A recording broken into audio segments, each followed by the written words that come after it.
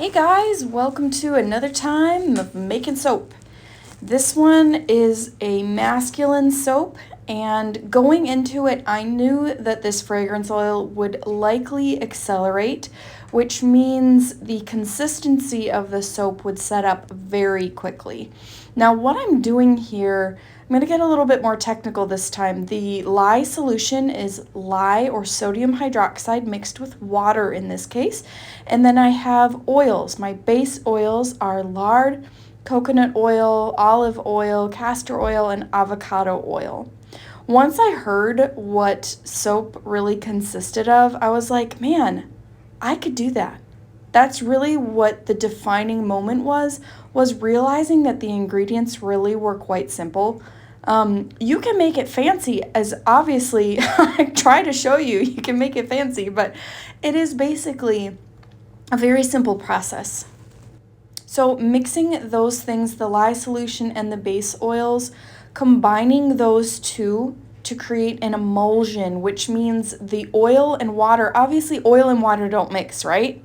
They separate. So you don't want that. You want those to come together. And so using the stick blender helps it to come to an emulsion, a stable emulsion where it will not separate. If you do it properly, it should not separate.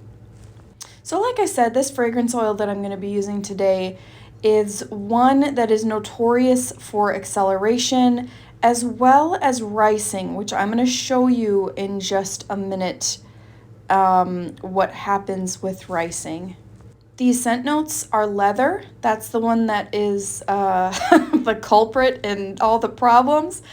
But I also added some other masculine blends in here. It smells incredible. There is nothing better than that like warm leather smell, you know? It's just like, oh, so good.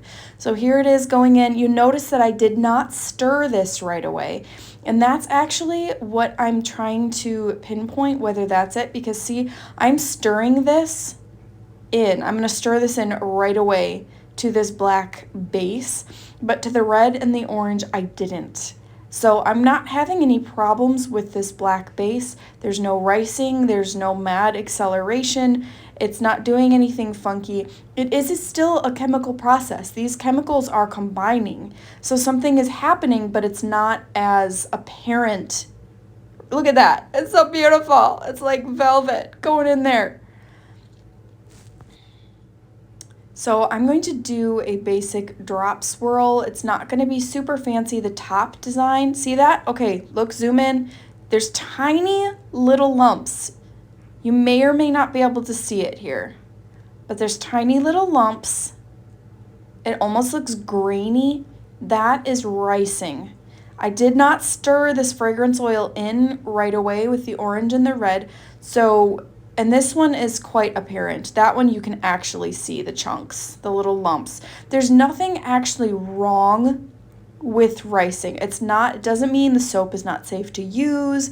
It doesn't mean something has, gone necessarily wrong.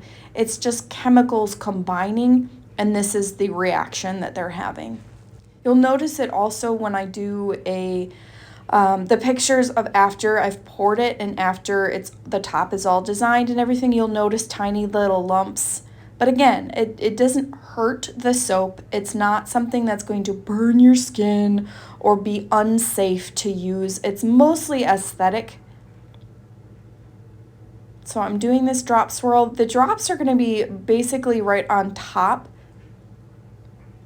And I tamp it down to try and help with any air bubbles that might be in there. And air bubbles also, they're not a problem, they're just an aesthetic thing. You might have a little tiny hole or something.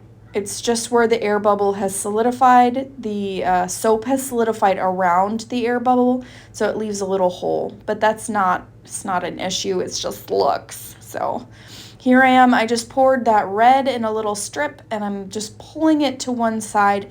And then the orange, I'm gonna do the same. And the layered look, I really like that layered look. I've seen that with a lot of different makers, and if it's too firm, like you see here, the soap is getting quite firm at this point. It's setting up, and it's also heating up. That is the beginning of gel phase.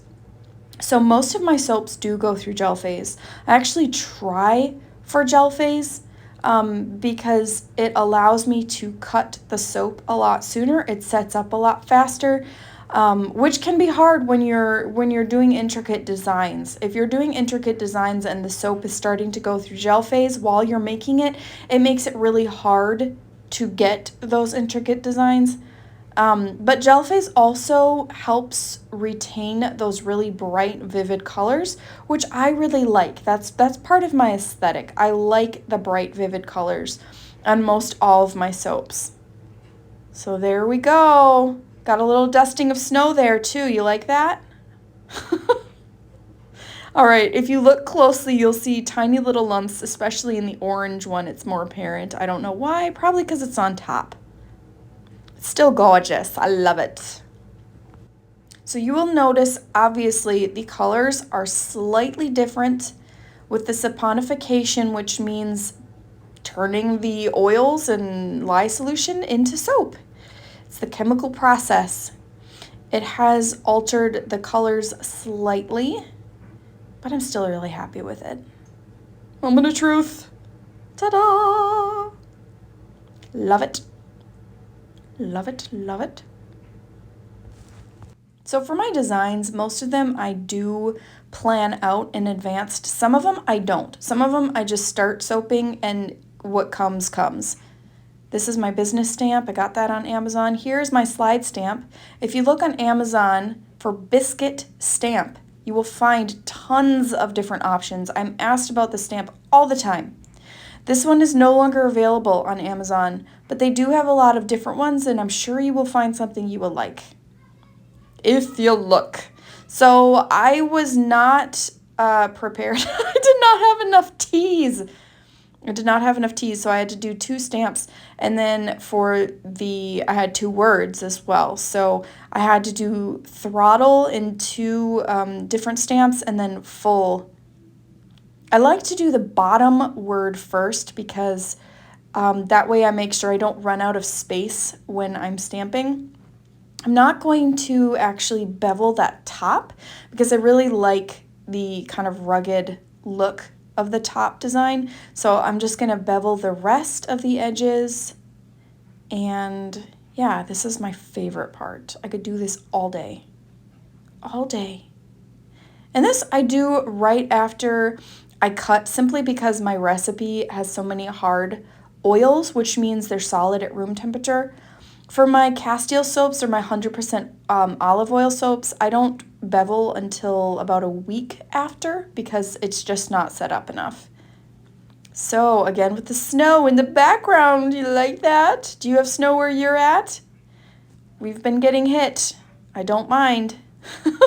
I'm so happy with how this turned out.